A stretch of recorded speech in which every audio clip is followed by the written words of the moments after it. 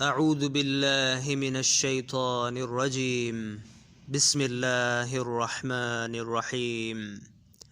هل أتاك حديث الغاشية وجوه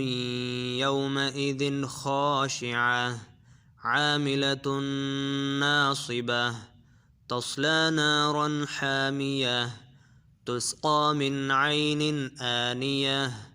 ليس لهم طعام إلا من ضريع لا يسمن ولا يغني من جوع وجوه يومئذ ناعمة لسعيها راضية في جنة عالية لا تسمع فيها لاغية فيها عين جارية فيها سرر مرفوعة وأكواب موضوعة ونمارق مصفوفة وزرابي مبثوثة أفلا ينظرون إلى الإبل كيف خلقت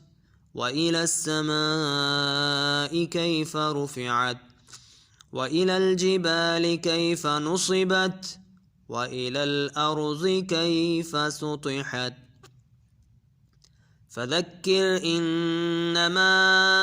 أنت مذكر لست عليهم بمسيطر إلا من تولى وكفر فيعذبه الله العذاب الأكبر إن إلينا إيابهم ثم إن علينا حسابهم.